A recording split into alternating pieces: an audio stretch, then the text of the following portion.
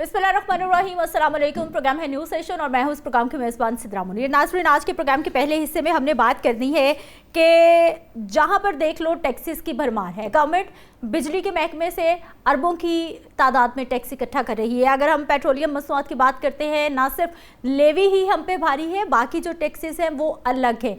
अरबों रुपए के टैक्सेस इकट्ठे हो रहे हैं, लेकिन ये सारे के सारे टैक्सेस जा किधर रहे हैं।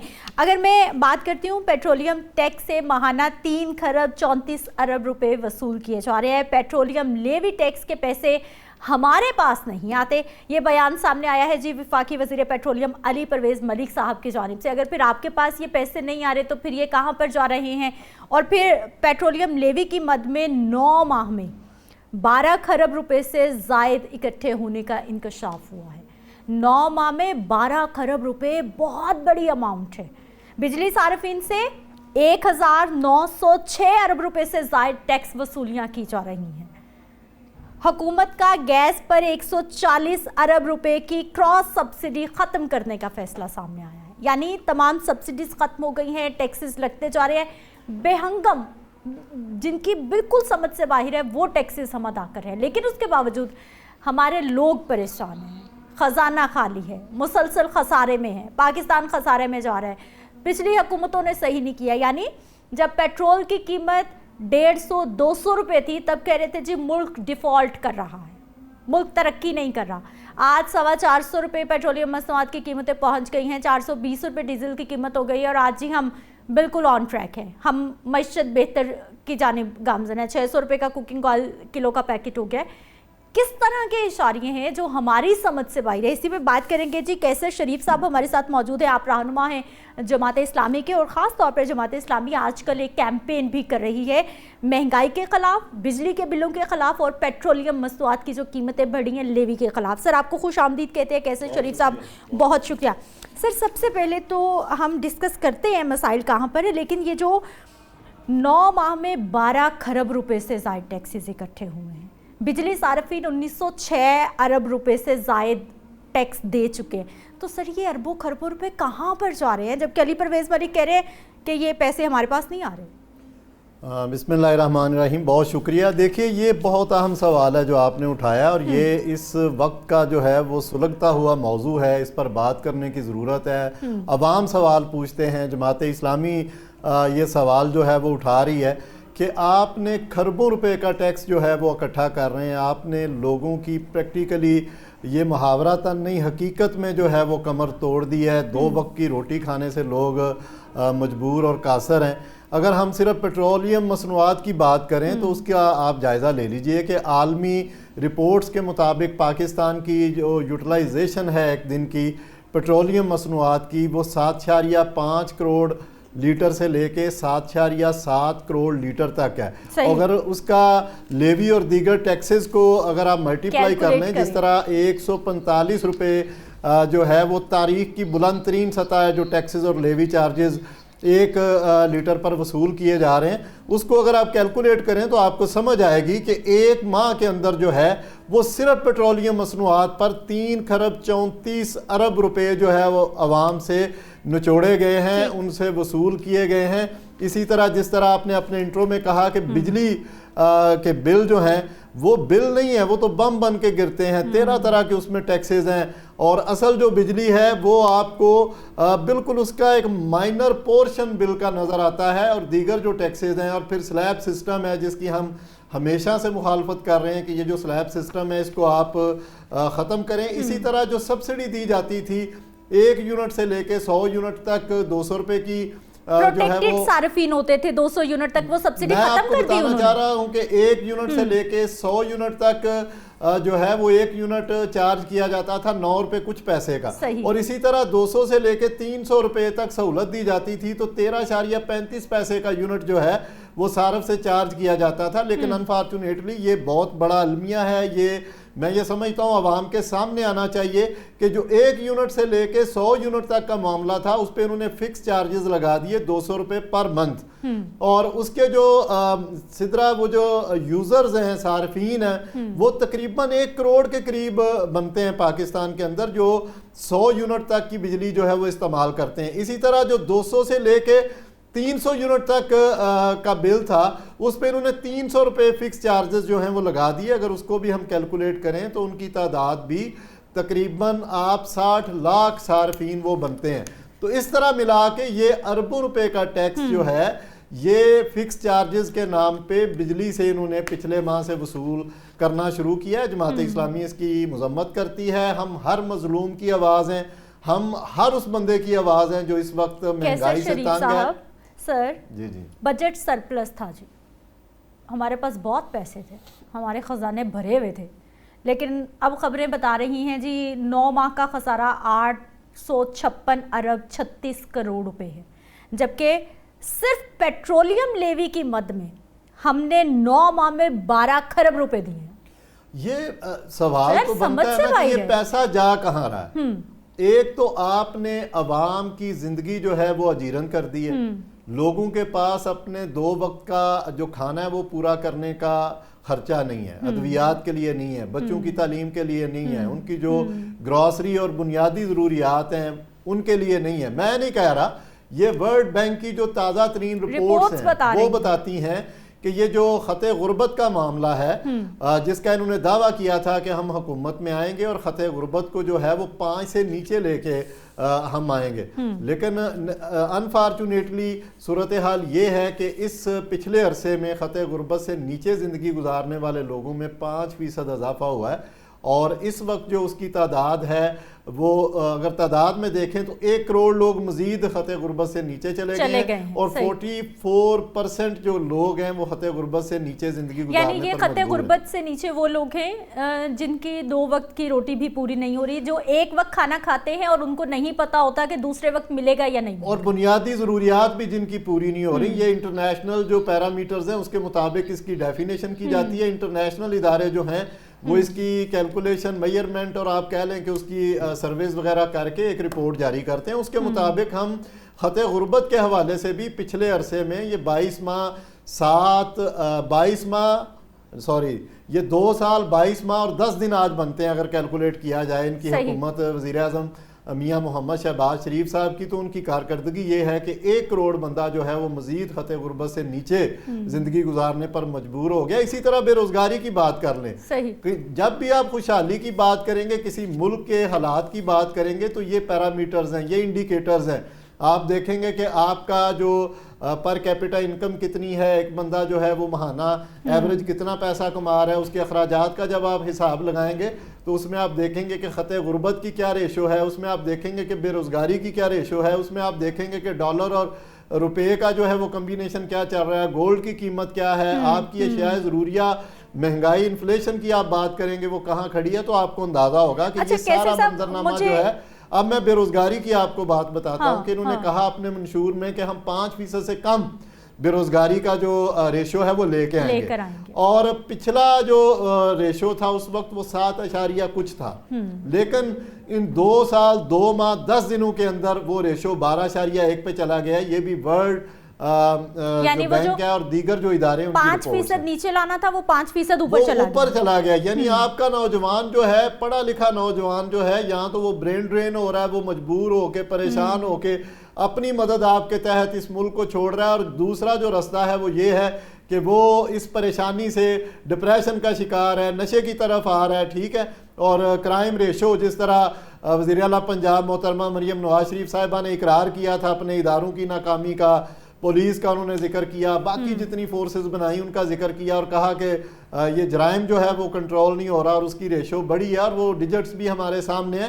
اس میں بنیادی وجوہات میں ایک وجہ جو ہے وہ مہنگائی اور بے روزگاری بھی ہے کہ جس سے بہت سارے لوگ جو ہیں مجبور ہو کے یہ رستہ جو ہے وہ اختیار کرتے ہیں. تو میں یہ کہنا چاہتا ہوں کہ کون سا انڈیکیٹر ہے کہ جس سے ان کی خوشحالی جو ہے وہ ثابت ہو، یا اینک وہ جو ہے وہ ہمیں بھی دیں، ہم بھی وہ اینک پہنے اور 25 کروڑ خوشحالی نظر آنا شروع ہو جائے، ان کو بھی خوشحالی نظر آئے. ہمیں تو کوئی ایسی چیز نظر نہیں آئی کہ جس کو آپ انصاف کے ساتھ، میرٹ کے ساتھ خوشحالی کہہ سکیں. اچھا سر، اربوں روپے کے ہم ٹیکس دیے جا رہے ہیں. حکومت نے گیس پر 140 ارب روپے کی جو کراس سبسڈی ہے اس کو بھی ختم کرنے کا فیصلہ کر لیا. اب مجھے سر یہ بتائیے، آپ نے کہا یہ اب سر یہ پیسے جا کہاں رہے ہیں؟ जो सरप्लस बजट था वो खसारे में चला गया है, अरबों रुपए टैक्स दिए जा रहे हैं, पॉवर्टी लाइन से नीचे नंबर्स बढ़ गए हैं, हमारे 44% हो गई हमारी आवाम। सर अब ये पैसे सारे के सारे कहाँ जा रहे हैं, ये बताइए। देखिए ये अहम सवाल है और ये सवाल हम उठाएंगे, अवाम का सवाल है, आपका सवाल है, ये सवाल हमें उठाना चाहिए। इस पे आरटीआई भी फाइल करेंगे इंशाल्लाह कि ये जो पैसा है, जितना ये इकट्ठा किया गया है, वो जा कहाँ रहा है, वो कहाँ फाल करता है, उससे कौन से मंसूबे, कौन से काम जो हैं वो आवाम के लिए किए जा रहे हैं। आप बात करते हैं आईएमएफ के तकाज़ों की, तो आईएमएफ भी जो है वो बज़ाहिर तो उसके आपने सारे टारगेट्स पूरे कर लिए पिछले दिनों। आईएमएफ क्यों नहीं कहती कि अपनी गाड़ियां छोटी करें, अपने प्रोटोकॉल छोटे करें, अपने फ्यूल बंद करें? तरफ से जितने जितने इस तरह के अहकामात हैं उस पर ये अमल नहीं करते, उसकी ये मुख्तलिफ वजूहात और तौजीहात पेश करते हैं, जबकि असल में उनकी तरफ से तकाजे आते हैं। इसीलिए देखे ना 1.2 बिलियन का इनको $1 बिलियन की एक किस्त मिली है पिछले दिनों। ऐसे शादियाने बजाते हैं कि जैसे ये कोई इनाम मिला हो। भाई आप पूरी कौम का बेड़ा गर्क कर दिया आपने। आप आज पैदा होने वाला बच्चा 3 लाख से ज्यादा पैसों का मकरूज है, आपको शर्म नहीं आती? आप क्या जवाब देंगे इस अवाम के सामने या अल्लाह के सामने कि आप पर जब ये मनसब की जिम्मेदारी जबरदस्ती मनसब भी दे दिया गया, चले मिल गया, तो आपने क्या डिलीवर किया? मैं ये समझता हूँ ये बहुत बड़ी ज्यादती है इस 25 करोड़ आवाम के साथ, और ये आने वाली नस्लों के साथ जुल्म है जो डाया जा रहा है, और जिसका हिसाब जो है इनको अवाम की अदालत में देना पड़ेगा। जमात इस्लामी ने 15 तारीख को जो है वो एहतजाज का ऐलान किया है। अमीर जमात इस्लामी हाफिज नईम रहमान साहब ने इस्लामाबाद के अंदर इंशाल्लाह जमात इस्लामी तमाम मजबूर आवाम की हमने देखा कि पीटीआई एहतजाज करती थी, महंगाई पे बाहर निकलते थे, इस तरह की चीज़ें। आपको लगता है कि जमात इस्लामी को इजाज़त मिल जाएगी एहतजाज करने की, जलसे करने की, या फिर महंगाई के खिलाफ कोई भी मुहिम चलाने की? मुझे ये बताएं कि इजाज़त ज़रूरी क्यों है? आपका आईन इजाज़त देता है आपको, मुझे, हर किसी को, हर सियासी जमात को ये हक हासिल है, शर्त ये कि वो पुरअमन हो, वो सरकारी अमला को नुकसान ना पहुंचाए, वो किसी किस्म की तशद्दुद का अंसर उसमें मौजूद ना हो। ये हमारा हक है, हमारा राइट है। अवाम को ये समझना चाहिए, ये कोई एहसान नहीं करेंगे। ये हमारा अगर एहतजाज रोकते हैं तो इलीगल प्रोसेस में ये जाते हैं, हम नहीं जाते। हम पुरअमन एहतजाज करेंगे, आवाज़ बुलंद करेंगे, इनकी तमाम ज़्यादतियों को बाकायदा मंजर आम पर लेके आएंगे, इनको बेनकाब करेंगे। ये नालायक हैं, ये नाअहल हैं, ये बिल्कुल इस चीज़ के काबिल नहीं है कि ये हुकूमत चला सके। इनके दावे, इनके वादे, इनके सबज भाग, इनके ये कर देंगे, वो कर देंगे, वो सारे के सारे जो हैं वो दरे के दरे रह गए हैं, हवा में तहलील हो गए हैं। ये थोड़ी सी बारिश हुई है लाहौर में तो पिछले 1.5 घंटे से पूरा लाहौर जो है, ये गुलबर्ग का एरिया, जे रोड, ये बिल्कुल जैम पैक है और अजीबो गरीब कैफियत है। कोई वार्डन वहाँ नज़र नहीं आया मुझे कि वो ट्रैफिक को मैनेज कर रहा हो, खलवा रहा हो। अलबत्ता चलान है अरबों रुपए के जो किए जाते हैं, करोड़ों रुपए के रोजाना किए जाते हैं। ये जुल्म जो है ये कब तक अवाम बर्दाश्त करेगी? इसलिए मैं कहता हूं कि public add committee Jamaat Islami निकलेगी इंशाल्लाह, लाहौर के मसाइल पर भी बात करेगी। और अमीर जमात इस्लामी हाफिज नईम रहमान साहब ने जो इस्लामाबाद में एहतजाज की कॉल दी है, उसमें भी अवाम बड़े पैमाने पर आएंगे और हुकूमत को इस हवाले से मजबूर करेंगे कि वो अपनी जालमाना पॉलिसियां वापस लें। अच्छा कैसे साहब, मुझे ये बताइए कि वज़ीर आज़म साहब तकरीर करते हैं और किफ़ायत शौरी के हवाले से तलकीन करते नजर आते हैं, फिर उसके बाद जब वो पेट्रोलियम मसनूआत की कीमतें बढ़ाते हैं, और अभी खबर ये भी है कि जुमे के रोज़ जो दोबारा रद्दोबदल होना है वो 40-42 रुपए की समरी ओगरा की जानिब से वज़ीर आज़म साहब की टेबल पे पेश कर दी गई है कि इतने की अभी हमें और ज़रूरत है। और अभी हम 1 लीटर पे 160 से 65 रुपये सिर्फ लेवी की सूरत में अदा कर रहे हैं और 216 रुपये 15 रुपये पेट्रोल की प्राइस बनती है। सर मुझे ये बताइए कि कफ़ायत शौरी मुहिम, ये महंगाई, ये मुश्किल, ये एनर्जी क्राइसिस, ये मिडल ईस्ट का जितना भी जंग का शोरोगुल है, ये सिर्फ आवाम के लिए है? ये अपने लिए क्या कर रहे हैं? कहाँ कहाँ पर इन्होंने कट लगाए हैं, कहाँ कहाँ पर खर्चे बचाए हैं, या फिर इनके वैसे ही चल रहे हैं? देखें ये बिल्कुल हाथी के दांत खाने के और हैं, दिखाने के और हैं, दावे और हैं, अमल और है, ऐलानात और हैं, खिलाफ वर्जी सबसे पहले करने वाले ये खुद होते हैं, वो और हैं। चूँकि ये चीज़ें रिपोर्ट नहीं होती, इसलिए नहीं रिपोर्ट होती कि ये आजकल इश्तिहारात का एक पूरा जो सिलसिला चला हुआ है और राय को दबाना और ज़बरदस्ती राय भी जो है, ना सहाफ़त उस तरह की आज़ाद है, ना राय लोगों तक पहुँचती है, मंजरनामे पे चीज़ें नहीं आती। بالکل انہوں نے کفایت شاری کا نعرہ تو لگاتے ہیں لیکن عملی طور پہ سب سے پہلے یہ خود اس کی خلاف ورزی کرتے ہیں. صحیح. کون سا جہاز ہے, کون سی گاڑی ہے, کون سا پروٹوکول ہے, کون سا ایسا پیکیج ہے جو انہوں نے اپنے لیے بند کیا ہے اور عوام کی طرف اس کا جو رخ ہے وہ کر دیا ہے. اچھا, یہ جو گورنمنٹ کی اسکیمیں ہیں, اپنا گھر اپنا آشیانہ, اس طرح کی اسکیمیں ہیں, قرض لو اپنا گھر بناؤ, پھر کسان کارڈ, پھر کوئی ٹریکٹر اسکیم, پھر سر یہ ساری اسکیمیں آپ کو لگتا ہے کہ عوام جتنی اس وقت دکھی ہے, تکلیف میں ہے, ان کے زخموں پہ کچھ مرہم ثابت ہو سکتی ہیں؟ یہ ساری اسکیمز پہنچ رہی ہیں عوام تک؟ دیکھیں میں عرض کروں, یہ وہ نعرے ہیں, وہ دعوے ہیں, وہ اعلانات ہیں, ان کے آڈٹ کا ہم نے اعلان کیا ہے. جلد آپ کو انشاءاللہ ایک ایک پروجیکٹ پہ جو ہے وہ جماعت اسلامی کی پبلک ایڈ کمیٹی کا پورا موقف آئے گا. اس کا پرفارمنس آڈٹ کریں گے اور ثابت کریں گے کہ جو اعلان انہوں نے کیا تھا اس میں کتنی صداقت ہے یا کتنا اس میں وہ ڈیلیور کرنے میں کامیاب ہوئے ہیں. ابھی سچویشن یہ ہے کہ کنٹرول تو ان سے آوارہ کتے نہیں شہر میں ہوتے لیکن فیتے کٹتے جا رہے ہیں. کل کا میں واقعہ آپ کو بتا دیتا ہوں کہ میو ہاسپٹل میں ریبیز کی وجہ سے ایک نوجوان شادرہ کا جو ہے وہ اپنی جان سے ہاتھ دھو بیٹھا ہے. ایک نوجوان جو ہے سمر عباس وہ زخمی ہوا ہے. یہ کون سے دعوے کرتے ہیں؟ یہ ستھرا پنجاب کی بات کرتے ہیں. ستھرا پنجاب جگہ جگہ کوڑا کرکٹ ہے, اس پہ ٹیکس لگا دیا ہے, 4-4 مہینے کے بل اکٹھے کر کے اس کو بھیج رہے ہیں اور جناب اس پہ جرمانے اور ایف آئی آرز کی دھمکیاں دے رہے ہیں. ہم اس کو مسترد کرتے ہیں, اس کی مذمت کرتے ہیں.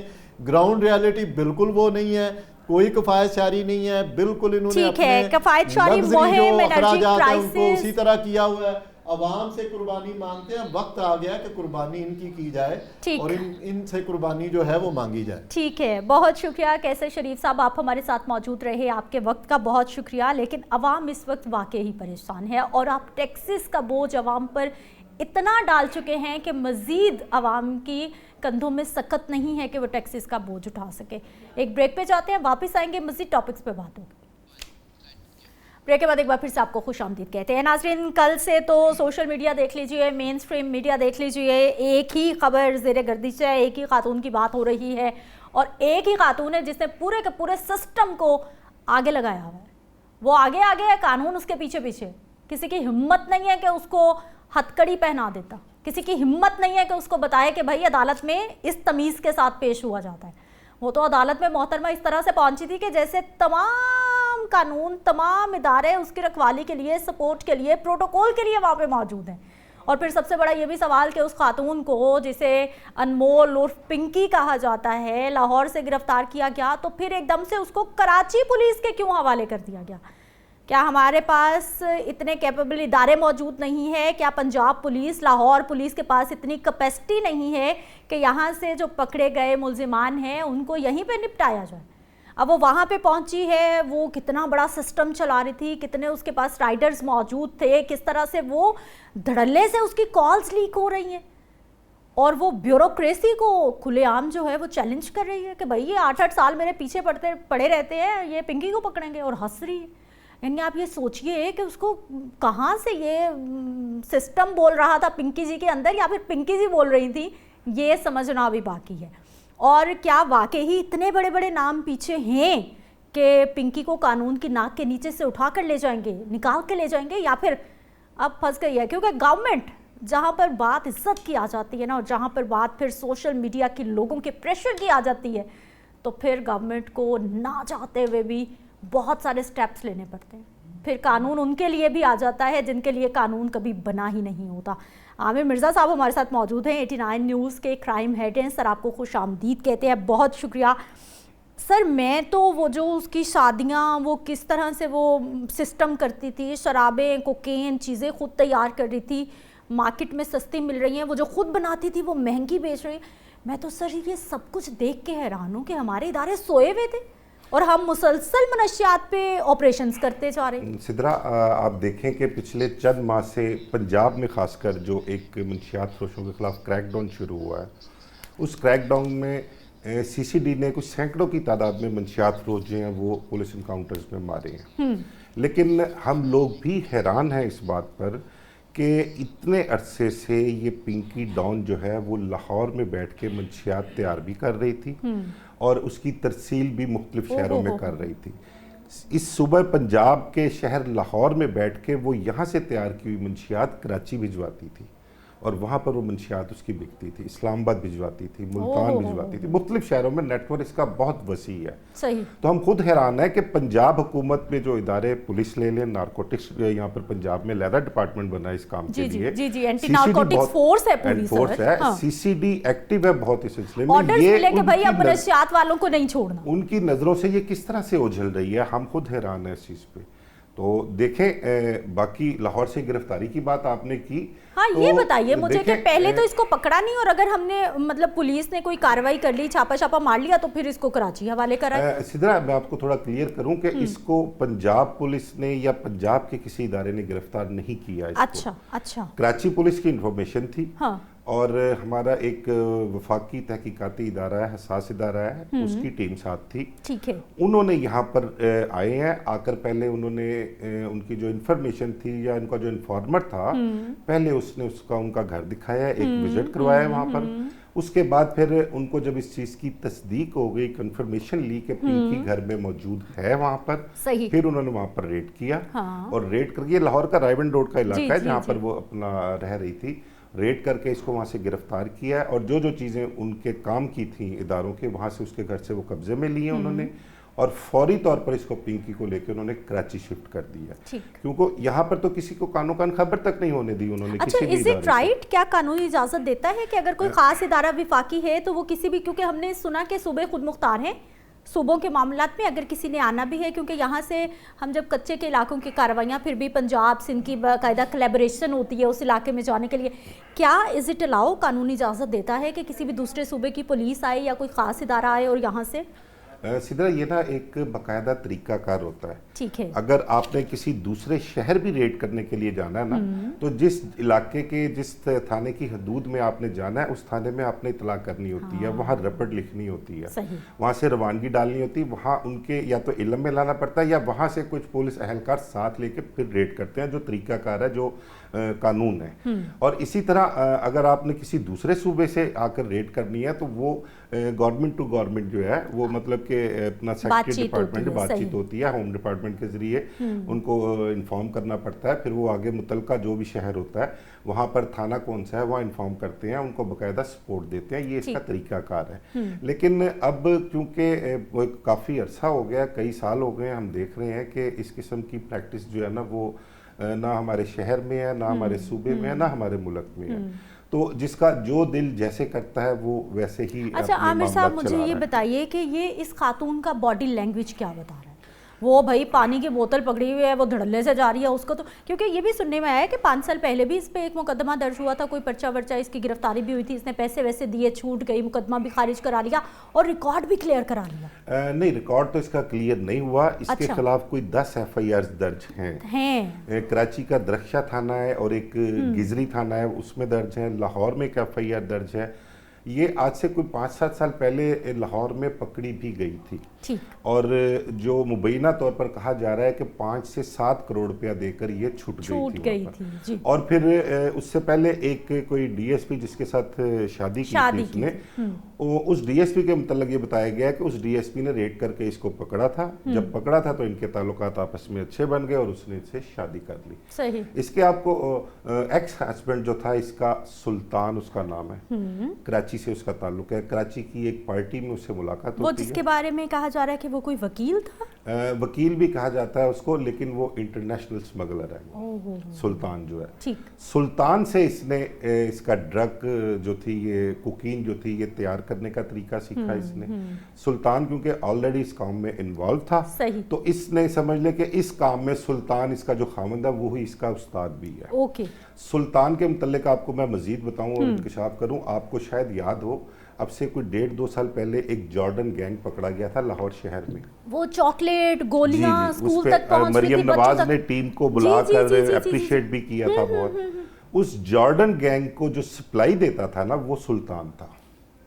और सुल्तान इस वक्त, जो मेरी इतला है, जो मेरे ज़राए का कहना है कि वो लंदन या ऑस्ट्रेलिया में है, लेकिन कुछ लोग मलेशिया का भी बता रहे हैं कि शायद वहाँ पर है। तो वो इंटरनेशनल लेवल पे उसके कॉन्टैक्ट्स हैं, इंटरनेशनल लेवल पे वो मंशियात की तरसील करता है, सप्लाई देता है।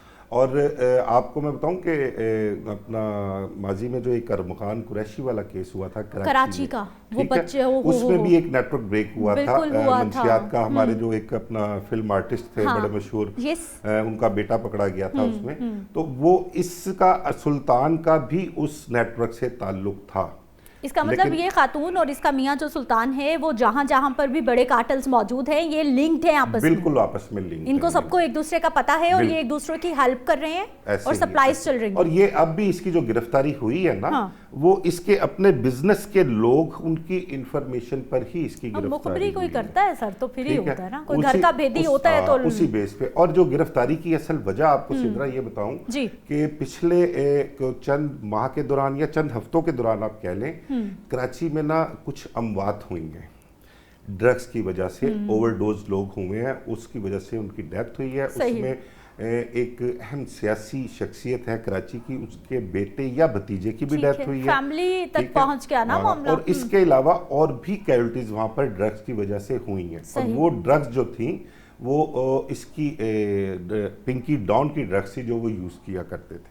وہ اس لیے اس کے پیچھے اس وجہ سے اس کا خلاف جو ہے نا آہستہ آہستہ سے معاملہ چلتے رہے. ہوگا کیا اس کے ساتھ یہ بتائیے مجھے سدرا. ایک تو آپ کو بتاؤں کہ اب اس کی جان چھٹنا جو ہے نا وہ مشکل ہے، کیونکہ یہ میڈیا پہ میں جو بتاؤں میڈیا پر تو ایک ہے ایشو، کیونکہ سوشل میڈیا جس چیز کو پکڑ لینا پھر اس قانون کی مجبوری بن جاتی ہے. اس میں ہم نے بڑے بڑے کیس دیکھے ہیں. تیفی بٹ والا ایشو دیکھیں، جب وہ سوشل میڈیا کی گرپ میں آیا تو اس کو پولیس انکاؤنٹر میں مار دیا گیا. نعمان کیسر اسپینش بارسلونا سے ایک آیا تھا، ٹھیک ہے، وہ بھی پولیس انکاؤنٹر میں مارا گیا. ارمغان والا کیس ہے، پھر وہ کیا مقدم تھی لڑکی کا نام، اس کے نور مقدم کیس. یہ تمام کیسز شاید کچھ نہ بنتا ان کیسز کا، لیکن سوشل میڈیا نے جس طرح پریشرائز کر دی ہے ایسی کہ گورنمنٹ جو ہے وہ مجبور ہو جاتی ہے کہ ان کیسز کو کسی نہ کسی طرف انہوں نے لگانا ہے. ٹھیک. اچھا سر مجھے یہ بتائیے کہ جو ابھی تک تفتیش کی ہے پولیس نے یا پھر آپ کے ذرائع آپ کو کیا انفارمیشن دے رہے ہیں، کتنے بڑے بڑے لوگ ہیں جو اس کے پیچھے ہیں یا پھر جن کو یہ سپلائی کرتی ہے؟ دیکھیں یہ تو آپ کو بتاؤں 2 مئی کو یہ یہاں سے لاہور سے گرفتار ہوئی ہے. ٹھیک ہے. آج 13 تاریخ ہو گئی، 11 دن ہو گئے اس کو گرفتار ہوئے. اب 10 دن تو اس کا پتہ ہی نہیں کسی کو کہ پنکی کون ہے، پنکی کوئی گرفتار ہوئی ہے. کل کورٹ میں جو معاملہ وہ ویڈیو ایک وائرل ہوئی ہے تو اس کے بعد ہی سارا کچا چٹھا اس کا کھل کے سامنے آنا شروع ہوا. ٹھیک ہے. اور اتنے مختصر عرصے میں اس کی ساری ہسٹری جو ہے نا وہ نکل کے باہر بھی آ گئی. وہ لوگ یہی کلیم کر رہے ہیں ہم نے اس کو کراچی سے گرفتار کیا ہے. ان کی مجبوری ہے کیونکہ انہوں نے کیس وہاں چلانا ہے، بالکل ایسا ہی کیس چلانا ہے، تو اس حساب سے انہوں نے اس چیز کو تو کوئی آن بھی نہیں کرے گا کہ لاہور سے اس کو گرفتار کیا گیا ہے. اب جو مجھے ذرائع کا کہنا ہے نا کہ اس چیز پر بہت سیریس ڈیبیٹ بھی ہو رہی ہے اور گفتگو بھی ہو رہی ہے. کراچی میں سوچا جا رہا ہے کہ یہ جو ماضی میں کیجوالٹیز ہوئی ہیں نا ڈرگ کی وجہ سے، ان کی ایف آئی آرز اس پہ ڈالی جائیں، ایف آئی آرز 302 کی درج کی جائیں گی اور ان میں اس کو نامزد کیا جائے گا. اس بارے میں بھی سوچ بچار یعنی پلان بنایا جا رہا ہے کہ چھوڑنا نہیں ہے کسی صورت. اب اس کی بچت جو ہے نا وہ مشکل لگ رہی ہے. ایک چیز اور آپ کو انکشاف کروں میں، اس میں بہت ایکسکلوسیو سی چیز ہے. آپ کو شاید یاد ہو، آپ نے اس پہ پروگرام بھی کیے ہوں گے، 2021 میں کراچی کا ایک ڈاکٹر مہا قتل کیس بہت مشہور ہوا تھا. بالکل ہوا تھا. اس میں ایک لڑکا تابش تھا، جو ملزم تھا، اس کا نامزد تھا ایک سعد عرف سعدی تھا. وہ یہ جو ملزم تھے یہ بھی وہاں کی ایک بیوروکریٹ فیملی تھی، ان کے بچے تھے. وہ کچھ سال 6 مہینے گرفتار بھی رہے ہیں اس میں. اب وہ ڈاکٹر مہا جو تھی نا وہ بھی ایڈکٹ تھی، اور اس قدر ایڈکشن تھی اس کو کہ جب اس کا مرڈر ہوا ہے، بعد میں وہ ڈکلیئر خودکشی ہوئی تھی، سوسائڈ ڈکلیئر ہوئی تھی وہ. تو جب اس کا مرڈر ہوا ہے تو اس کے موبائل پر لاسٹ کال جو تھیں وہ اس پنکی کی تھی. یعنی کہ اس کی ڈیتھ سے بھی کہیں نہ کہیں اس کا پنکی کا کوئی تعلق ہے. تو یہ عرصہ دراز سے 12 سال تو ہو گئے ہیں اس کو. عامر مرزا صاحب اب مجھے یہ بتائیے کہ اس کے نیٹ ورک کو کیسے ٹریس کیا جائے گا؟ یہ کس طرح سے آپریٹ کرتی تھی، کیسے کرتی تھی، کون کون سی دکانیں ہیں، کون کون سے اس کے پاس رائٹرز ہیں، کہاں کہاں پر سپلائیز آتی ہیں، اس سارے سسٹم کو لپیٹا جائے گا تو ہماری کوئی بچت ہوگی. ورنہ ایک اس کو پکڑنے سے تو میرا نہیں خیال سسٹم چلتا رہا تو کوئی فائدہ نہیں. ریسنٹلی ایک سوشل میڈیا پر اس کی آڈیو جو ہے وہ وائرل ہو رہی ہے، جس میں وہ کہہ رہی ہے کہ میں جو ہوں اگر مجھے کچھ ہو جاتا ہے، یعنی کہ میں کسی پرابلم میں آ جاتی ہوں، میں آپ لوگوں کے رابطے میں, یہ اپنے کسٹمرز کے لیے اس نے آڈیو پہ میسج. تو میرا اور یہی مجھے اعتراض ہے اس آڈیو پہ, چاہے وہ مین اسٹریم میڈیا پہ چل رہی ہے یا پھر کہیں پہ بھی چل رہی ہے, میرا اعتراض ہے کہ کم از کم اس کے میسج کو اس طرح سے سرکولیٹ نہیں کرنا دیکھیں نا, اب وہ اس کو میسج دے رہی ہے اپنے کسٹمرز کو کہ میرے ہی نمبر سے آپ لوگ اس رابطے میں رہنا, لیکن میری جگہ آپ کو ایک مرد ہوگا, وہ آپ کو جو ہے وہ سپلائی دے گا, اور وہ میرا دوست ہے, میرا فرینڈ ہے, تو اس کام کو اب وہ سنبھالے گا اگر میں کہیں کسی مصیبت میں پھنس جاؤں, کسی پرابلم میں آ جاؤں. تو اگر تو اس کی تفتیش بالکل میرٹ پر ہوتی ہے اور سندھ گورنمنٹ سیریس ہو کہ جی ہم نے اس کی تفتیش کرنی ہے, ہم نے اس نیٹ ورک کو بریک کرنا ہے, جو اس کے پیچھے ہیں. ایک بہت اہم سیاسی شخصیت ہے, ان کے بیٹے کا بھی نام آ رہا ہے کہ اس کے ساتھ اس کا بہت اچھا تعلق, وہ اس کی بیک کیا کرتا تھا. موجودہ ہیں وہ اہم سسٹم میں موجود ہیں وہ لوگ جو ہیں, وہ اس ٹائم موجود ہیں, اور بڑے بڑے نام ہیں. لیکن دیکھیں بات پھر وہی کہ ہم یہاں پر بیٹھ کے نام کسی کا لے دیں تو اس کو پھر بعد میں ہم جسٹیفائی کرنا ہمارے لیے مشکل بھی ہو جاتا ہے, ہمارے لیے پرابلمز بھی کریٹ کی جاتی ہیں. اور عامر صاحب, یہ دوستیاں اس طرح کی چیزیں ہوتی ہیں, لیکن جب کوئی مشکل میں پڑتا ہے نا, سب پیچھے ہٹ جاتے ہیں. بالکل یہ حقیقت ہے. دیکھیں کہ کوئی آن نہیں کرتا. ابھی کل آپ نے وزیر داخلہ سنگھ جو تھے, ان کی آپ نے بات سنی, انہوں نے اس پر جو گفتگو کی کہ بہت بڑا نیٹ ورک بریک کر لیا اور بڑی کامیابی ہے, اس کو جو پروٹوکول ملا, جن پولیس والوں نے پروٹوکول دیا ان کو سسپینڈ بھی کر دیا, انہوں نے بڑا کریڈٹ لینے کی کوشش کی. ان کو کریڈٹ یہ تو نظر آ رہا ہے, ان کو وہ ارمغان قریشی کیس میں جو کچھ ہوا تھا اس میں جن اشرافیہ کے نام تھے, جن کی اولادوں کے نام تھے, کیا ان کو وہ چیز نظر نہیں آئی؟ ان کا کیا کیا آج تک انہوں نے؟ کچھ نہیں کیا. وہ تو جب کیس چلا, جب نیٹ ورک بریک ہوا منشیات کا, تو وہ جو اشرافیہ کی اولادیں تھیں ان کو باہر بھجوا دیا گیا. وہ جو سپاہی تھا, جو کانسٹیبل تھا, جس نے اس کو عدالت میں پیش کیا, اس کا کیا قصور تھا؟ وہ اس کی اپنی مرضی نہیں تھی, وہ سر اس کو کہیں سے آرڈرز تھے اوپر سے. تو اس کو ایک تو پیسہ بھی چلتا ہے اس میں, اور ساتھ سفارش بھی ہوتی ہے. اب جتنی دیر وہ ان کی حراست میں پولیس رہی ہے, انہوں نے انٹروگیشن کی ہے, ان کو اس چیز کا تو اندازہ ہو گیا ہوگا کہ اس کے لنکس کہاں تک ہیں اور کیا کیا کچھ انہوں نے فیس بھی کیا ہوگا. تو اب وہ متحد جو ہیں, اب ان پہ پیسہ بھی جو ہے وہ بھی لٹایا جاتا رہا, پھر ان کو یہ بھی پتا ہے کہ باثر ہے, ہم اس کا کیا کر سکتے ہیں. تو ہم تو روٹین میں تو جہاں جس کو جو پروٹوکول ان کو, کتنا ٹائم لگے گا اس کو؟ ٹائم اس کو لمبا ہی لگے گا. یہ اب باہر آنے والے اس کے معاملات جو ہے نا, وہ مجھے نظر نہیں آ رہے. کیسز, اس طرح کے کیسز کتنی دیر میں نپٹا لیے جاتے ہیں؟ جب اصل میں جو 9C کا پرچہ ہے نا, وہ 1 کلو سے زیادہ کسی سے منشیات برآمد ہونا, اور اس سے کتنا ہوا ہے پسٹل اسلحہ بھی کہہ رہے ہیں 1200 کچھ گرام جو ہے وہ کوکین برآمد ہوئی ہے. اس کے علاوہ کوئی 6972 گرام اس سے باقی جو چیزیں ہیں اس میں بیکنگ پاؤڈر ہے, اور وہ کیٹامائن ہے, اور چیزیں ہیں جو یہ مکس کر کے اس کی تعداد بڑھاتی تھی کوکین کی. یہ کوئی اس سے برآمد ہوا ہے, اور 9C کی FIR اس کے خلاف درج کی گئی ہے, اور 9C کی FIR کی سزا جو ہے وہ موت بھی ہے. ٹھیک ہے, اور اس میں جو پرابلم ہے, تو بالکل سزائے موت ہو جانی چاہیے نا, چاہے وہ فیمیل ہیں, بالکل کسی طرح کی ملزم ہیں. ایسی سدرا یہ لعنت ہے کہ یہ آپ کی نوجوان نسل کو تباہ کر رہی ہے. آپ کی خاص کر یونیورسٹیز جو ہیں, کالجز جو ہیں, اس میں نوجوان لڑکے لڑکیوں کی بہت بڑی تعداد ہے. یہ مریم نواز نے جو منشیات فروشوں کے خلاف آرڈر دیا تھا نا CCD کو کریک ڈاؤن کا, اس کی ایک بڑی وجہ یہی تھی, اور دوسرا ایک بڑی وجہ تھی وہ جارڈن گینگ جو گرفتار ہوا تھا نا, اس جارڈن گینگ کی جو منشیات تھی وہ کسی ایک اہم شخصیت کے بیٹے کو استعمال کرتے ہوئے دیکھا گیا تھا. پھر اس سے پتہ کیا گیا, اس کو پتہ لگا کہ یہ کون ہے پیچھے اس کے, تو وہ جارڈن گینگ کا کھرا نکلا جا کے, اس کے خلاف کارروائی ہوئی. اور پھر کالجز اور یونیورسٹیز کی جو طلبہ طالبات ہیں, ان کے جو استعمال میں یہ چیزیں ہیں, اس کے بعد منشیات فروشوں کے خلاف کریک ڈاؤن کیا گیا, اور پنجاب بھر میں اب تک سینکڑوں منشیات فروش پولیس انکاؤنٹرز میں مارے جا چکے. عامر صاحب مجھے یہ بتائیے, یہ جو ہم کوکین کی بات کر رہے ہیں, یہ کتنا خطرناک نشہ ہے؟ ایک تو میری انفارمیشن کے لیے بھی بتائیے, اوپر سے میں نے کل جب اس کی آڈیو بھی سنی تو اس نے اینڈ پہ کہا, ایک تو وہ للکار رہی ہے بیوروکریسی کو, سارے افسران کو, اور پھر اینڈ پہ اس نے کہا کہ اگر آپ کو بھی کوئی گولڈن یا کچھ اس طرح کی اس نے چیز کا نام لیا کہ وہ چاہیے ہو تو پھر بتانا, مل جائے گی. اس کا نام ہے گولڈن کوکین, گولڈن کوک کے نام سے. اچھا.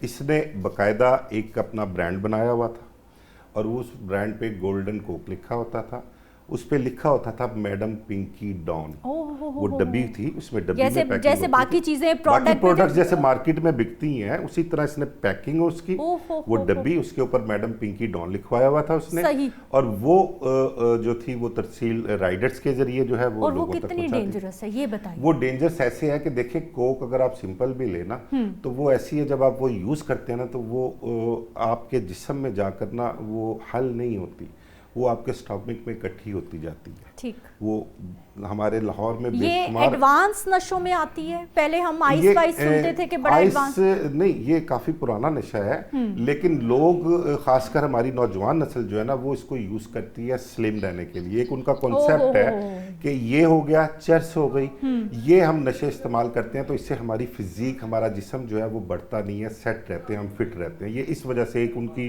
माइंडसेट बन गया, माइंडसेट उनका बना हुआ है, तो ये उस वजह से इस्तेमाल करते हैं। अब ये जो कोक तैयार कर रही थी ना उसमें वो यूज़ करती थी केटामाइन, मिक्स करती थी। सही।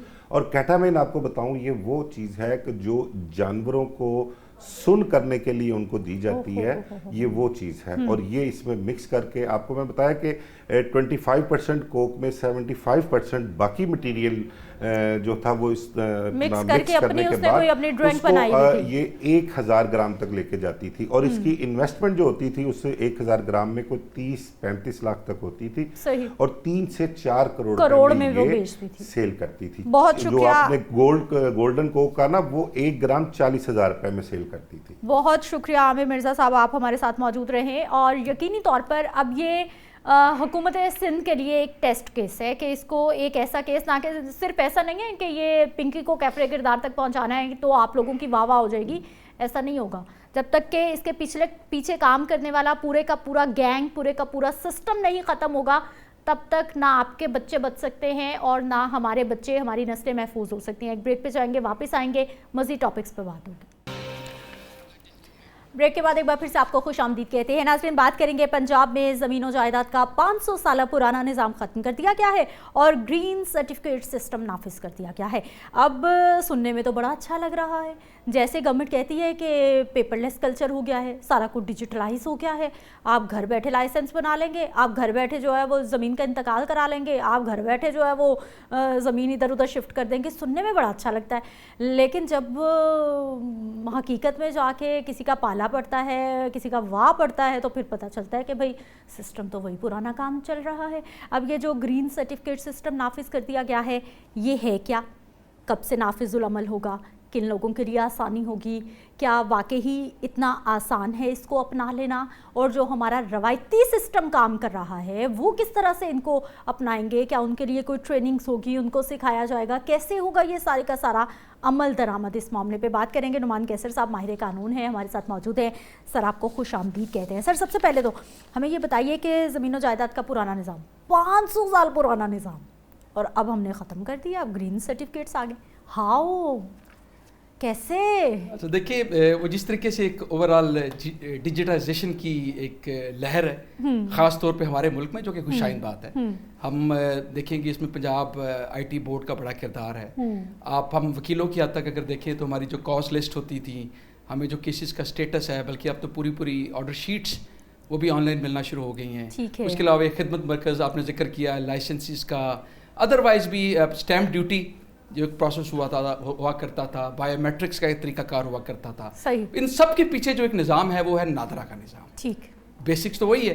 अब इसी निज़ाम को थोड़ा सा आगे ले जाते हुए जो मैं समझता हूँ कि पाकिस्तान में सबसे बड़ी मुकदमाबाजी की वजह है वो है ज़मीनों के मामलात। सही, सबसे ज़्यादा केसेस जो हैं वो ज़मीनों से जायदाद है। और जो आप अक्सर केसेस सुनते हैं ना कि मर्डर हो गया या कोई इंजरीज होगी, वो भी 80% के करीब केसेस वो ज़मीन के तनाज़ात। सही। तो इसलिए ये एक अच्छी काविश है। इससे पहले वो ऑनरशिप एक्ट भी जो आया था वो भी कम से कम नीयत अच्छी लगती है। बात वही आपकी कि क्या इससे वो जो कल्चर है हम उसको ख़त्म कर सकेंगे, तो उसमें देर लगेगी। देखिए, बुनियादी चीज़ थी कि जो एक पटवारी कल्चर, पटवारी वो था जिसने इंतकालात करने होते थे। इंतकालात का तस्वुर ये है कि जब भी ज़मीन एक हाथ से दूसरे हाथ ट्रांसफ़र होती है, it could be through a cell, gift हो सकता है, इनहेरिटेंस की म्यूटेशन हो सकती है, एक्सचेंज हो सकता है, तो वो जाके उधर रिपोर्ट किया जाता था। सही। वो रिपोर्टिंग करने के बाद पटवारी अपने तहसीलदार को भेजता था, पूरा एक तरीकाकार होता था। तो उधर बड़े फ्रॉड किए जाते थे। सही। دوسرا شخص جس کے ہاتھ میں بیچا جا رہا ہے وہ اس کو استعمال کرتے ہوئے کسی اور کے نام ٹرانسفر کرا لی دی جاتی تھی. اس کے بعد پھر لینڈ ڈسپیوٹس, پھر سول کورٹ کیسز, پھر میں نے ذکر کیا کہ آپ کے دیوانی مقدمات تو ہیں ہی ہیں, آپ کے فوجداری جو کرمنل کیسز ہیں وہ بھی آیا کرتے تھے. صحیح. سو اس سب چیز کو ذہن میں رکھتے ہوئے پہلے تو ایک جو 2017 میں پنجاب لینڈ ریکارڈ اتھارٹی بنائی, جس کے تحت آپ نے یہ عرضی سینٹر آپ نے ان کے بارے میں سنا ہوگا. جی جی. وہ عرضی سینٹرز بھی بیسیکلی کر یہ رہے تھے کہ جو ایگزسٹنگ سسٹم تھا وہ ایگزسٹنگ سسٹم ہے کہ جو آپ کا جو نان ڈیجیٹل ریکارڈ ہے, جو پیپر ریکارڈ ہے, اس میں جو ابھی ریکوائرمنٹ ہوتی ہے کوئی بھی پراپرٹی خریدنے کی, بیچنے کی, وہ ہوتی ہے کہ آپ نے ایک فرد ملکیت نکالنا ہوتا ہے, جس کو فرد ہم عرف عام میں کہتے ہیں. جی جی. اس کے اندر بنیادی طور پہ ہوا یہ کرتا تھا کہ جو وہ شخص ہے اس کی ملکیت کا اس کے اندر ذکر ہوتا تھا. یہ میں خاص طور پہ ایگریکلچر لینڈس کی بات کر رہا ہوں, کیونکہ جو آپ کے اربن ایریاز ہیں وہاں وہ چیزیں تھوڑی سی مختلف ہیں, جیسے ایل ڈی کا ریکارڈ ہے, ڈیفینس ہاؤسنگ اتھارٹی کا ریکارڈ ہے, کوآپریٹو سوسائٹیز ہیں, وہ اپنے ریکارڈ خود رکھتی ہیں. ٹھیک ہے. یہ زیادہ تر ان علاقوں پہ جو ابھی ایگریکلچر لینڈ ہے یا وہ علاقے جہاں شہر میں آنے کے بعد بھی یہ جو نظام ہے آپ کا وہ میوٹیشن والا دوسرا چلایا جا رہا ہے. سو وہ فرد ملکیت کے تحت ہی طے ہوتا تھا کہ یہ زمین جو شخص بیچ رہا ہے کیا اسی کے نام ہے, لیکن وہ فرد ملکیت اس سے آگے کچھ نہیں بتایا کرتا تھا. کیا وہ پراپرٹی اس شخص کے قبضے میں ہے, کیا اس پراپرٹی پہ کوئی لٹیگیشن تو نہیں ہو رہی, کیا وہ پراپرٹی پہ کوئی رہن تو نہیں ہے, مارگیج تو نہیں ہے, کیا وہ property otherwise fit for disputed تو نہیں ہے, کوئی بھی معاملہ, وہ کوئی چیز بھی وہ فرد نہیں بتایا کرتا. صحیح صحیح. اب اس کی ریپلیسمنٹ فرد کی جا رہی ہے, وہ ہے آپ کا ڈیجیٹل فرد یا جس کو آپ گرین سرٹیفکیٹ کا نام دیا ہے. سو دس از اے ریپلیسمنٹ آف دیٹ. اس کے علاوہ ابھی کوئی تبدیلی آپ کے نظام میں نہیں ہے. جو میں نے جتنی چیزیں بولی ہیں نا یہ بھی آپ اس کا حصہ ہیں. ٹھیک ہے. فرد کے علاوہ ڈیٹیل مطلب اس میں پہلے فرد میں جو ہے وہ صرف پتا ہوتا تھا کہ اس شخص کے نام پہ ہے, لیکن مزید ڈیٹیلز جو ہیں وہ گرین سرٹیفکیٹ میں ہوگی. وہ اچھا جی. اب یہ گرین سرٹیفکیٹ کون دے گا, کیسے ملے گا, کون سا ادارہ انوالو ہوگا, کتنا آسان ہوگا, پٹواری سسٹم پرانا وہی چلے گا, وہی دیں گے, کون دے گا؟ دیکھیں اس سے پہلے میں پٹواری سسٹم والا کا جواب دیتا ہوں, پھر میں اس کو پروسیجر بھی بتاتا ہوں. دیکھیں عام طور پہ جو انتقالات کیے جاتے ہیں وہ میں نے ذکر کیا کہ وہ جو رورل لینڈ یا جو شہروں میں بھی ابھی اگر اس کو ٹرانسفر نہیں کیا گیا, جیسے لاہور میں ادھر موزہ مزنگ کا ذکر کیا جاتا ہے, موزہ, وہ اب سارے علاقے شہری علاقے میں آ چکے ہیں, لیکن ابھی میوٹیشن والا سسٹم ایک حد تک ادھر بھی چل رہا ہے. تو بنیادی چیز جو میں بتانا چاہ رہا ہوں کہ جو آپ کی سیلز ٹرانزیکشنز ہوتی ہیں ابھی بھی, اس میں ایک پورا طریقہ کار ہوتا ہے کہ ایک سیل ڈیڈ ہوتی ہے, اس کی رجسٹریشن جس کو ہم رجسٹری بھی اکثر لوگ عرف عام میں کہتے ہیں, وہ جو رجسٹریشن ہوتی ہے اس پہ رجسٹریشن فیس جمع کرائی جاتی ہے سب رجسٹرار کے پاس جا کے, اس پہ اسٹیمپ ڈیوٹی پے کی جاتی ہے, وہ ساری کی ساری چیزیں ادھر ہی ہیں. یہ صرف آپ کا پری ٹرانزیکشن جو فرد ہوا کرتا تھا اس کی جگہ گرین سرٹیفکیٹ آ گئے. سو پوسٹ ٹرانزیکشن جو چیزیں ہیں جیسے میوٹیشن ہے, انتقال ہے, پٹواری کرتا ہے, ٹھیک ہے, اب آپ نے اسسٹنٹ رجسٹرارز بٹھا دیے ہیں, ٹھیک ہے, وہ اب ڈیجیٹل پٹواری آ گیا آپ کے پاس, ان کو ذرا وہ کہتے ہیں نا خون لگتے کچھ دیر لگے گی, لیکن دیر اس پہ کمپیوٹر کے ہوتے ہوئے آسان نہیں ہوتا فراڈ کرنا, لیکن میرا کیونکہ کمپیوٹر کا بیک گراؤنڈ بھی ہے, جو فراڈ کرنا چاہتا ہے اس کے لیے آسان ہو جاتا ہے. صحیح. اچھا سر, آسانی کتنی ہوگی یا صرف نام بدلا ہے؟ نہیں دیکھیے, میں آسانی تو میں نے شروع میں تعریف کی ہے کہ جو ڈیجیٹلائزیشن کا جو ایک کلچر ہے یہ آہستہ آہستہ اس سوسائٹی میں جہاں ریکارڈ کس کے پاس ہوگا اس سارے ڈیٹے کا؟ دیکھیے ڈیٹا جو ہوتا ہے وہ تو اس میں کسی کے پاس نہیں ہوتا, وہ تو آپ کا کمپیوٹر سرورز ہوتے ہیں. ٹھیک. وہ آپ کو اس میں پرمیشنز دی جاتی ہیں کہ کون اس میں صرف انٹریز کر سکتا ہے, کون اس کے اندر جو ریکارڈ ہے وہ اونرشپ ریکارڈ کو تبدیل کر سکتا ہے, کس کے پاس ایک اوور آل رائٹ ہے, تو یہ ڈفرنٹ پرمیشنز دی جاتی ہیں. اچھا سر, میرا یہ سوال کرنے کا مقصد یہ ہے کہ جیسے اگر ہم نادرا کی بات کرتے ہیں, ہمارا آئی ڈی کارڈ جو کہ موسٹ امپورٹنٹ ڈاکومنٹ ہے ہمارے لیے, وہ آئی ڈی کارڈ جاری کرتا ہے, لیکن ایک کلک پہ ساری کی ساری انفارمیشن آتی ہے, پورا فیملی ٹری, ہر چیز آتی ہے, تو کیا یہاں پر کوئی ایسا سسٹم نہیں بن سکتا؟ لینڈ ریکارڈ اتھارٹی بھی موجود ہے, تو وائی ناٹ کوئی ایسا سسٹم آن لائن سسٹم ہو جیسے نادرا کام کر رہا ہے, ہر بندے کو پتا ہو, سرٹیفکیٹ بھی لے لیا, لیکن اس کے باوجود ایک کلک پہ پتا چلے کہ بھائی اس کے پاس یہ آنرشپ ہے, یہ چیزیں ہیں, یا آسانی کے لیے. دیکھیں بالکل آپ ٹھیک فرما رہی ہیں کہ ابھی تو دیکھیں جو امپورٹنٹ چیز ہے, ابھی تو ایک دو شہروں میں اس کو سٹارٹ کیا گیا ہے, ٹھیک ہے, غالباً ساہیوال یا کسی اور ملک اپنے شہر میں لودرا میں ایک جگہ اور سٹارٹ کیا جا رہا ہے. آہستہ آہستہ اس کو رول آؤٹ کریں گے پورے پنجاب میں, ٹھیک ہے, تو آہستہ آہستہ پتا چلے گا کہ اس میں پرابلم. دیکھیں سب سے بڑی پرابلم ہے جو آپ کو ابھی ہائی لائٹ کر دیتا ہوں کیا آئے گی. جس طرح فرد کے اوپر یا جو ریونیو ریکارڈ ہوتا ہے نا, اس کے اوپر ایک پرزمپشن اٹیچ ہوتی ہے کہ یہ کنکلوسیو ریکارڈ نہیں ہے آپ کا. कोई भी इसको चैलेंज करना चाहे, कोई बेहतर एविडेंस लेके अदालतों में जाके चैलेंज कर सकता है। ठीक है। सो जब ये आपकी वेरिफिकेशन की जाएगी, आपका जो सवाल था उसका भी साथ जवाब मैं दिए जाता हूँ कि अर्जी सेंटर जाएंगे, उधर जाके अपनी बायोमेट्रिक्स कराएंगे जो कि आपके एनआईसी के थ्रू होगा, सही, प्रॉपर्टी का रिकॉर्ड देंगे, वो फील्ड जाके सर्वे कराएंगे, उसका जीपीएस सिस्टम के थ्रू उसका एनालिसिस करेंगे, फिर कोई ऑब्जेक्शंस किसी को हैं, पब्लिक की ऑब्जेक्शंस ली जाएंगी, उसके बाद एक पूरा सिस्टम। लेकिन उसके बावजूद भी चांसेस हैं फ्रॉड के, पोजेशन किसी के पास है, जहाँ पर इंसान है और जहाँ पर स्पेशली पाकिस्तानी है कि हम अपना दिमाग अच्छे काम के बजाय वो एक चीज़ है, लेकिन आहिस्ता आहिस्ता मैं समझता हूँ कि कल्चर में तब्दीली आ रही है। अच्छा, मुझे ये बताइए, आपने कहा कि जो लिटिगेशन के मामलात हैं अदालती निज़ाम में सबसे ज़्यादा जो केसेस हैं नस्ल दर नस्ल चलते हैं वो हैं ज़मीन जायदाद के या उससे मुतल्लिका जो आपके कत्लो गारत की जो। हाँ बिल्कुल ऐसा ही है। सर ये सिस्टम कितना कॉम्प्लेक्स है जो हमारा मौजूदा है, ये कितना कॉम्प्लेक्स, ज़मीन जायदाद का इंतकाल, फ़र्द एक से दूसरे को जाना, विरासत के मामलात होना। हम लोग मतलब ऐसे बैठ के बात करना बहुत आसान है, लेकिन जो लोग इन मामलात में फंसे हुए हैं ना, उनकी ज़िंदगियाँ चली गई हैं, उनकी 2-2 नस्लें आगे जो हैं वो वफात पा चुकी हैं, केसेस नहीं निकले। देखिए बुनियादी मसला इसमें ये है कि जहाँ ह्यूमन इंट्रैक्शन आएगी ना, जहाँ हम ह्यूमन डिस्क्रेशन देंगे और उसको कानून से देखिए एक हद तक बांधा जा सकता है। जो भी एक ऑफिसर होगा, पब्लिक काम कर रहा है, उसको एक हद तक डिस्क्रेशन आपको देनी पड़ेगी, लेकिन उस डिस्क्रेशन की अकाउंटेबिलिटी भी होनी चाहिए। अब जैसे पटवारी को आपने ऑल इन ऑल कंट्रोल दिया हुआ है कि कोई नई ट्रांजैक्शन होगी, he is the soul decider about it, ठीक है, वो उधर फिर मैनेज करें। पटवारी तो भाई सेठ है फिर गांव का, देख ले आप, पटवारी की तो टॉर ही और है गांव में, वो आप देख ले, वो एक बिल्कुल ऐसा है। और उनके बारे में जो बातें भी की जाती हैं कि किस तरीके से अच्छे लोग भी होंगे, इस हमारे माशरे का हिस्सा हैं। सो वो जो इस तरीके से आपकी अगर बेसिस ही खराब हो जाएगी, आपका इनहेरिटेंस का एक ट्रांसफर होता है। अक्सर ये हमारे मुल्क में है कि खवातीन के नाम पे ट्रांसफर नहीं की जाती, बिल्कुल नहीं की वो खवातीन के स्टैम्प्स अपना अंगूठे लेंगे, साइन कराएंगे और जाके पटवारी के सामने पेश करना पड़ता है, वो स्टेटमेंट दे देंगी तो लिहाजा उनके नाम से हट जाएगी। हाँ। अब वो ना उसको चैलेंज करने के काबिल, ना कबूल करने के काबिल। अब वो अलहदा बात है, हमारी जो अदालतें हैं इन्होंने इस लिहाज से बड़ी एक आसानियाँ दी हैं कि अगर ऐसे कोई वाक़यात हो भी और कोई अरसा भी गुजर जाए, कोई इसमें लिमिटेशन भी नहीं है, तो खवातीन अदालतों में जाके अपना वो राइट जो उनसे एक फोर्सफुली छीन लिया गया था, वो अपने राइट्स ले। सो रेमेडीज आर देयर। सो मैं समझता हूँ ये सबसे बेहतर रेमेडी है और इसने अभी बड़ा ट्रांजिशन करना है, अभी बिल्कुल स्टार्टिंग पॉइंट है। बहुत शुक्रिया नुमान कैसर साहब, आप हमारे साथ मौजूद रहे और हमें बता रहे थे कि आहिस्ता आहिस्ता डिजिटलाइजेशन की जानिब ये पूरे का पूरा सिस्टम लाया जा रहा है और अगर एक कदम भी उठाया गया है तो यकीनी तौर पर वो भी माने खेस है, वो भी फ़ायदेमंद होगा, वो भी सूदमंद होगा। मुझे आपने इजाज़त देनी है, कल के प्रोग्राम में मिलते हैं। अल्लाह निगहबान।